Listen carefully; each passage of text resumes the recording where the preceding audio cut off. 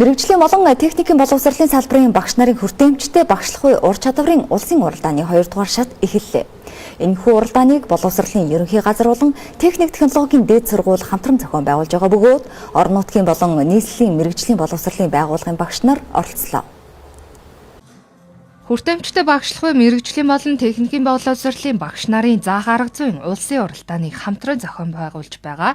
Техник технологийн дээд сургууль нь инженер техник үйлдвэрлэл, мэдээллийн технологийн чиглэлээр мэргэжилтэн бэлтгэдэг бөгөөд үйлдвэрлэлд суурилсан практик сургалтыг түлхүү хэрэгжүүлдгээрээ онцлог юм а.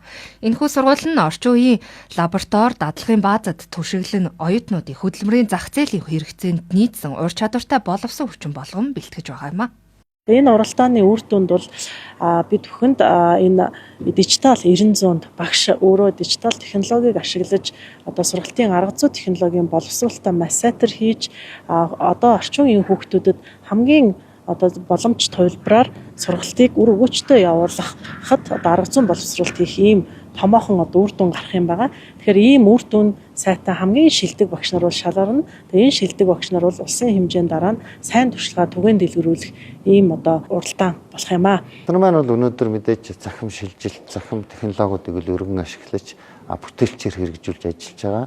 Ялангуяа ээлж хичээлийн төлөвлөгөө боловсруулахын зэрэгцээ хөтөлбөрөө сайжруулах тул AI технологийн хэрэглэдэгчнүүдийг ашиглаж байна. Гэхдээ өнөөдрийн манай энэ 40 багшийн маань ээлж хичээлийн технологид AI-аас ашигласан тодорхой арга хэрэглүүд бол маш бүтээлч байдлаар харагдаж байгаа нь бол энийг бол үнэхээр бас дэмжихүйч цаашид өргөн чанартай хэрэглээ үүсэж байгаа гэж харагдаж байна.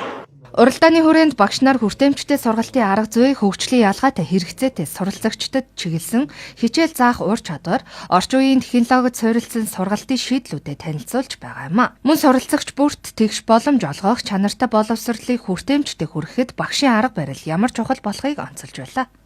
Сүүлийн үеийн шинэ техник технологиор хичээлээ заах, сүүлийн үед нэвтрээд байгаа AI технологиг ашиглах, хичээлдээ хэрхэн ашиглаж хүүхдүүдэд хэрхэн хүртээмжтэй мэдлэг эзэмшүүлэх вэ гэдэг талаар нь маш нэгэндээ тийм туршлага солилцсон үр дүнтэй тийм хичээл боллоо. Хүүхдүүдээс захимаар хичээл суралцах чадвар чадамж нэмэгдэж дээшилж техник технологи ашиглах тал дээр бас нэлээд ахиц төвшил гарсан гэж үзэж байгаа. Нэгдүгээр дээр нь багшийн нэг хичээлийн бэлтгэл ажил гэж аягүйх ажил байдаг.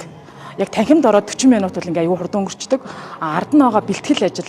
Тэр бэлтгэл ажлыг зохион байгуулахад бол нэгдүгээр технологи аюулсаа ашиглах хэрэгтэй. Хоёрдугаарт одоо жишээлх юм бол ингээд нэг шууд бодитоор ойлгох боломжгүй юм хичээлүүд байдаг байхгүй юу? Тэр хичээлүүдийг одоо виртуал орчин үүсгээд тэр орчиндөө хэмэл оюун ашиглаад ингээд сурагчид хүрэх боломжтой гэсэн. Өнөөдөр жишээлгээд би алгоритм гэдэг хичээлийг орохж байгаа.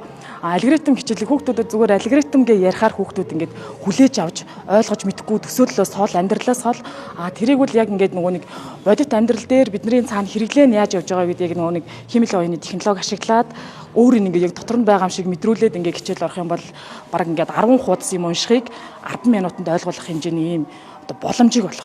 Мөн улсын багш нарын хамтын ажиллагааг өргөжүүлж техник технологийн салбарын шинжилэлд нийцсэн сургалтын хөтөлбөр хэрэгжүүлж байгаа нь мэргэжлийн боловсролын чанар хүртээмжийг нэмэгдүүлэхэд чухал хувь нэмэр оруулж байгааг онцоллоо.